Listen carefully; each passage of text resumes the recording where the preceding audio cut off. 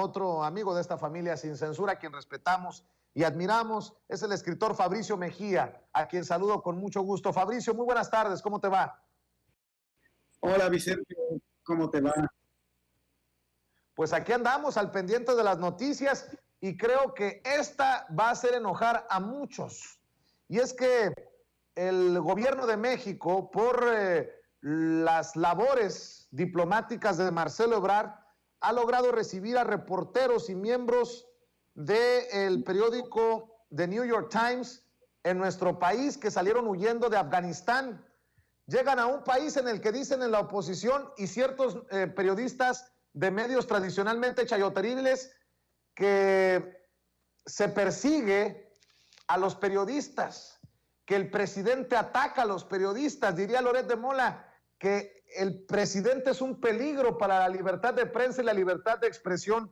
Así las cosas, se les cae, se les desmorona a pedazos eso de que el presidente, de que su gobierno no está comprometido con la libertad de expresión. México hace lo que no quiso o no pudo hacer el gobierno de Joe Biden. Y eso es muy cabrón para nuestra región, Fabricio Mejía. Sí, en esta primera oleada, digamos, de refugiados en Afganistán están, bueno, por supuesto, las mujeres que pertenecen al equipo de robótica que concursa internacionalmente, que habían estado en Washington el año pasado. Y a estos periodistas del New York Times, tengo entendido que también los del Washington Post se acogieron a esta oferta del gobierno mexicano, que efectivamente fue lo que Biden pues no oyó, no quiso atender, no pudo. Y es curioso que el que haya solicitado el refugio, el asilo, el cuidado de la Cancillería mexicana por parte de los reporteros del New York Times haya sido el que fue corresponsal en México, que un día sacaba un artículo diciendo que Claudio X González era un gran luchador por la democracia, y al día siguiente sacaba que el gobierno mexicano ocultaba los datos de los muertos por el COVID. Este mismo corresponsal, que fue muy, digamos, mala onda, que tuvo muy mala leche, muy mala fe en sus textos en el New York Times contra México, fue el que solicitó por medio de WhatsApp a Marcelo Ebrard la salida de sus compañeros de Kabul. Así es, Fabricio, y tengo entendido que también llegan más personas, más familias menores de edad, mujeres a nuestro país. Ahí va un tema para las feministas que tanto han criticado, a un sector del movimiento feminista que tanto ha criticado también al presidente Andrés Manuel López Obrador. Sí, había, digamos, muchas feministas preocupadas por la seguridad de las mujeres, con toda razón. El régimen talibán ha demostrado, ya fue gobierno en Afganistán, ha demostrado la separación que establece entre el mundo del trabajo, el mundo de la educación y las mujeres.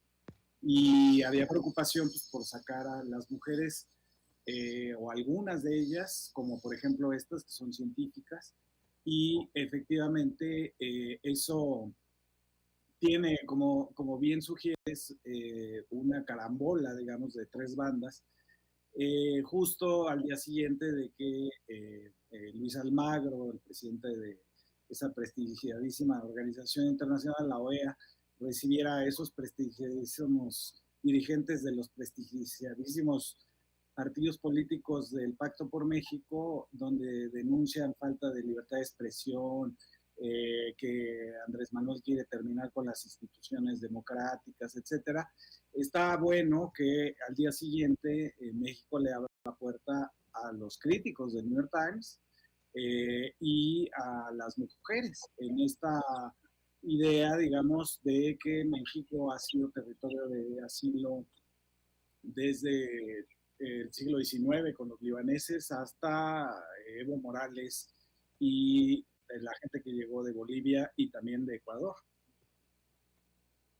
Así es. Oye, Fabricio, quiero pedirte tu opinión acerca del caso de Ricardo Anaya antes de hablar de Peña Nieto, de Luis Videgaray, de las autoridades mexicanas que estarían también revisando las finanzas y los movimientos de hasta Carlos Salinas de Gortari y Felipe Calderón. Primero, dame tu opinión de Ricky Riquín Profugín. Bueno, pues Ricardo Anaya volvió a lograr con sus videos convertirse en un meme. Es realmente un caso ejemplar de la memización de la política mexicana. Es un personaje de meme que no tiene ninguna relevancia política real, digamos, ¿no? Hizo estas cosas de la gira por los municipios del país, donde lo más destacado, la verdad, fue esa prohibición que quería establecer contra la caguama. Y es un personaje realmente patético y bastante risible, ¿no? En realidad no tiene el peso de lo que él cree que puede llegar a ser, que es un opositor al gobierno de López Obrador, y llamó pretexto a la averiguación que le abrió la Fiscalía General de la República en una confusión absoluta entre al menos tres cosas, ¿no? La primera, pensar, había dicho unas semanas antes, cuando la consulta para el juicio a los expresidentes, había dicho que él no iba porque la ley se aplica y no se consulta. Bueno, cuando se le aplica la ley, no se quiere presentar y dice que es persecución política. Segunda contradicción, ha estado en defensa, igual que sus otros compañeros de oposición, en defensa de la autonomía de las instituciones, cuando se trata del INE, del Tribunal Electoral, etcétera, pero no acepta la autonomía de la Fiscalía General de la República y dice que Andrés Manuel manda al fiscal Gertz, que es autónomo por ley y al que no se le ve jamás, más que en alguna mañanera, y que tiene su propia lógica como parte del Poder Judicial. Y la tercera contradicción es huir, ¿no?, del país, donde dice que es inocente, dice que no debe nada, que no es cierto que recibió 6.8 millones de pesos por sobornos de parte de Odebrecht y del director de Pemex, Emilio Lozoya, para que su bancada del PAN en la Cámara de Diputados votara a favor de la reforma energética. Dice que aquel asunto de la bodega o de la zona industrial que vendió falsificando firmas de notario, lavando dinero en España con este socio Barreiro, no es cierto. Y aún así dice, bueno, pues y además huyo, ¿no? Entonces, bueno, pues esa es la tercera contradicción en la que entra este político tan, digamos, insólito en esta forma que tiene de existir en el espacio público, que es en forma de meme, ¿no? O sea, de lo que nos acordamos de Ricardo Anaya en la campaña del 2018 es que el presidente de la República se agarró la cartera cuando se le acercó en esta especie de copia muy mala de un TED Talk, y nos acordamos de lo de las caguamas. Realmente no tiene el peso. Hoy Helio Flores saca una caricatura que me pareció extraordinaria, donde hay un pececito chiquito como Nemo, rodeado de tiburones gigantes, y se llama Pez Gordo. Y ese es Ricardo Anaya. Ricardo Anaya es alguien que no tiene, digamos, ni el peso ni la estatura, ya no digamos moral, que no tiene, pero sí, ni siquiera política, para enfrentar al presidente de la República o conminarlo a que se investigue a sus hermanos, etcétera. No tiene esa relevancia. En realidad es alguien que junto con Felipe Calderón provocaron la fractura de Acción Nacional y este desastre en el que, esta desorientación en la que se encuentra la oposición, que piensa que la mejor manera de actuar en política mexicana es pedir ayuda en el exterior o de plano huir. Querido Fabricio, ¿tú sí ves una investigación profunda a Peña Nieto, a Videgaray? Se habla incluso de una presunta red delincuencial entre Anaya, Peña Nieto, Videgaray. Se habla también de investigaciones, de transacciones por parte de la Unidad de Inteligencia Financiera a personajes del pasado. ¿Tú sí ves que lo de Anaya podría ser nada más la puntita del iceberg? Yo espero, porque, a ver, ha pasado un año desde el 11 de agosto del 2020 en que la Fiscalía presentó estas denuncias de Emilio Lozoya. Hay una denuncia de la Fiscalía contra Emilio Lozoya y hay una de Emilio Lozoya contra Peña Nieto, Carlos Salinas de Gortari, Felipe Calderón, Ricardo Anaya, dos gobernadores, el de Querétaro y el de Tamaulipas, Domínguez y Cabeza de Vaca, y una serie de exlegisladores de Acción Nacional que recibieron sobornos, ¿no? Y lo que constituye, digamos, el centro de esta última denuncia es que se equipara lo que sucedió con la reforma energética a delincuencia organizada. Es decir, se habla en el expediente de un grupo organizado expresamente para delinquir, y eso es crimen organizado. Entonces, en un año, ¿qué ha pasado? Bueno, de los 16 implicados en esta denuncia, han detenido solamente a Lavalle, que es el que recibe los fajos de billetes, estas maletas del video que vimos, con la declaración de Carabeo, que era el encargado en la Cámara de Diputados. Y solamente tenemos eso. Pero en medio, ¿qué sucedió? Bueno, pues sucedió la tan desdeñada, ninguneada consulta popular para el juicio de los expresidentes, que logró 7 millones de votos. Entonces, ahí hay una presión de justo un sector social, es una fuerza social, dentro de la que yo me cuento, que pide que se investigue a los expresidentes y de ser pertinente se les juzgue y se les condene por corrupción, por saqueo y por todo el sufrimiento que han causado. Esta consulta de la que tanto se burlaron, pues tiene un efecto, efectivamente emplaza a la Fiscalía General de la República a acelerar lo que suponíamos que iba a ser un poco más rápido, ¿no? Se le ha criticado mucho a Gertz Manero por su lentitud, pero tal parece, según se filtró, porque también es otro estilo del fiscal que no comunica las cosas que tiene en sus averiguaciones para no faltar al debido proceso, pero bueno, se filtró que habría ya una solicitud para que declarara Enrique Peña Nieto y Luis Videgaray, que son finalmente los jefes de la banda en esta idea de que se trata de una organización criminal hecha ex profeso para delinquir y aceptar dinero. Esto de los sobornos es interesante, no solamente por el hecho en sí, digamos, que es cómo funcionaba el poder legislativo en México a partir de maletines, de billetes. Yo había oído estas historias, por ejemplo, de Esther Gordillo, cuando fue diputada. Un diputado de oposición me contó que sí, era como de película, traía un maletín y iba ofreciendo dinero para una votación. Así funcionaba.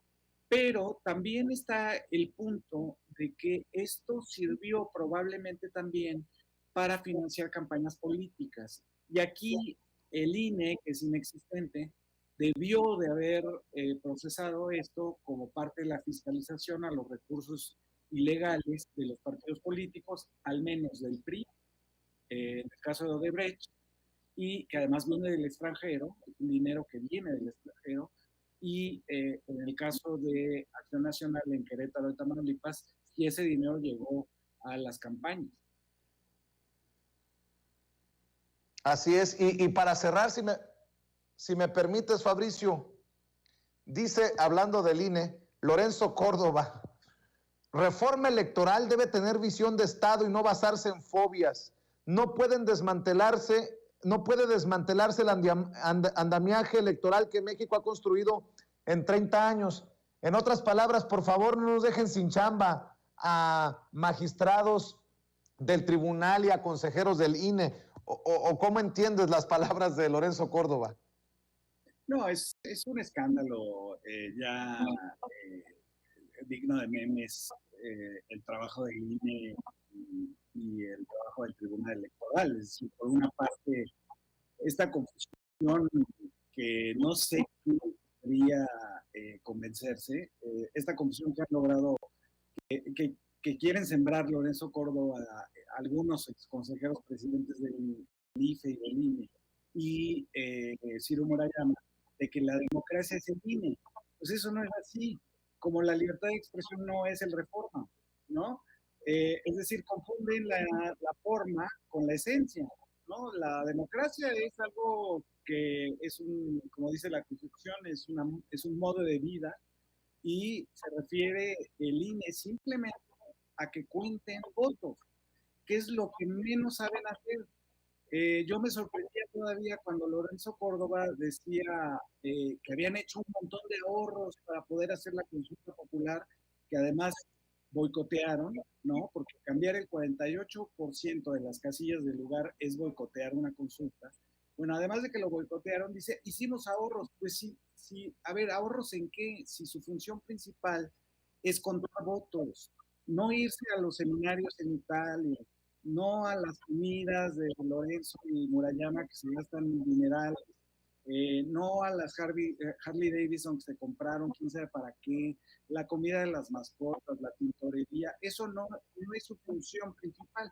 Y luego del otro lado, el Tribunal Electoral haciendo verdaderamente un procedimiento desestabilizador en Campeche, después del numerito que protagonizaron en la lucha por las oficinas y por quién presidía esa cosa, ahora sin que nadie pidiera el conteo voto por voto, decidieron que se contara voto por voto en Campeche y como decía la propia candidata de Morena, Laida Sansores, la única seguridad democrática de las urnas que se están abriendo en estos momentos en Campeche eran los masking tapes, ¿no? Unos masking tapes pues en una puerta.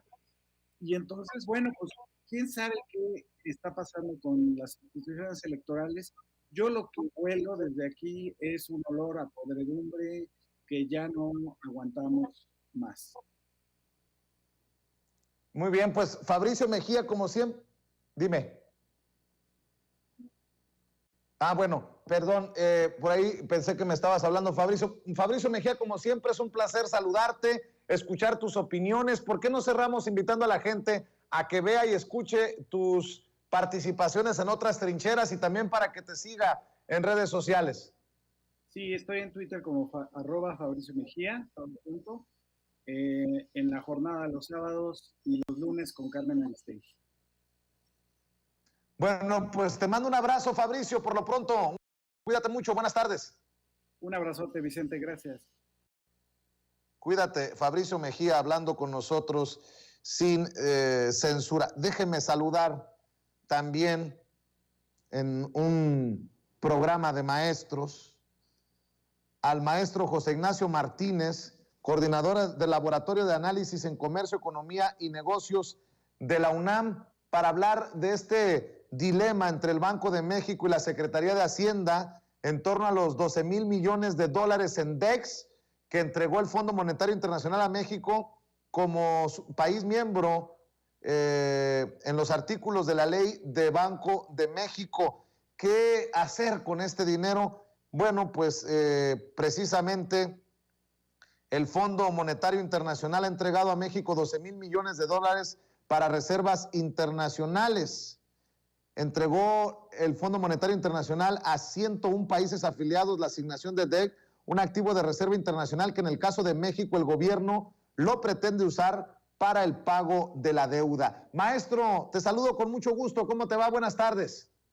Don Vicente, qué gusto saludarlo. Y sí, efectivamente tenemos ahora esta situación donde el Fondo Monetario Internacional le ha entregado a México como país miembro 12.500 millones de dólares, esto ya en conversión de la moneda dura que tiene el Fondo Monetario, que se denomina desde 1969 derechos especiales de giro. cada vez que el Fondo Monetario otorga un préstamo a un país miembro, el dinero, el recurso se los entrega bajo esta denominación, derechos especiales de giro. En este caso, el Fondo Monetario le entrega el recurso al gobierno mexicano, pero como se trata de una divisa que establece el Banco de México en su artículo 20, fracción 4, que cuando ingresen divisas, como es a través de los DEG, de los derechos especiales de giro, esto es lo que dice el artículo 20, fracción 4, inmediatamente se incorporan a la Reserva Internacional. Y el artículo 18 de la Ley de Banco de México determina que las reservas internacionales del Banco Central van a servir para poder fortalecer la moneda nacional, el peso, y esto a su vez estaría reflejándose en un impacto en la inflación. La inflación para el último o el más reciente reporte que nos ofrece, por supuesto, Banco de México, está en el orden de 5.78%. Hace unas semanas estaba en 5.83%. Ligeramente se ha reducido la inflación. Entonces, las reservas internacionales sirven para fortalecer la moneda y también para que haya un impacto positivo, que la inflación esté en el rango de 3 más menos 1, 2% o 4%. ¿No? Para esto sería el recurso que está otorgando el Fondo Monetario. Pero aquí se abre otra ventana de oportunidad que la misma ley de Banco de México ofrece a través de sus artículos 21, 22 y 23. ¿Qué es lo que tenemos en estos artículos? De aquí, don Vicente, Banco de México tiene una serie de comisiones que operan al interior del propio Banco Central, y sabemos que el Banco de México es autónomo, pero el artículo 21, 22 y 23 tiene una figura que se llama Comité de Tipo de Cambio. De todas las comisiones que tiene Banco de México, la única comisión que preside el secretario de Hacienda es precisamente esta, la Comisión de Tipo de Cambio. Y es ahí donde está la otra ventana de oportunidad, donde se estaría convocando a sesión de la Comisión de Tipo de Cambio presidida por el secretario de Hacienda, por el doctor Rogelio Ramírez de la O, y copresidida por el gobernador del Banco de México, Alejandro Díaz de León, y el secretario de Hacienda estaría proponiendo a la Junta de Gobierno la conversión de los derechos especiales de giro a dólares, a pesos, y con ello entonces amortiguar, adelantar el pago de la deuda con los recursos del Fondo Monetario, y sería algo insólito, sería la primera ocasión que se presenta esto. ¿Cómo nos estaría beneficiando, don Vicente, a los ciudadanos de a pie el que se adelantara deuda, el pago de la deuda? Estaría fortaleciendo las finanzas del país y estaría mejorando lo que se conoce técnicamente como el upgrade, se estaría mejorando el grado de inversión para México, y esto a su vez lo estaría colocando en un mejor sujeto de crédito, en caso que el gobierno mexicano estaría colocando bonos para atraer mayor inversión, o bien para adquirir más deuda. Esto estaría mejorando las finanzas del país en esta conversión. O bien las reservas, si se elevan En este momento las reservas internacionales son del orden de 193,000 millones de dólares, más estos 12,500, pues tendríamos unas reservas del orden de 205,500 millones de dólares. ¿Qué es lo que quiere el presidente con miras a lo que tenemos por delante, donde va a haber una enorme solicitud de crédito, principalmente por parte de los países que se endeudaron para otorgar recursos a empresas de sus propios países? Entonces, por supuesto que los recursos se estarían otorgando a países como es el caso de México, que no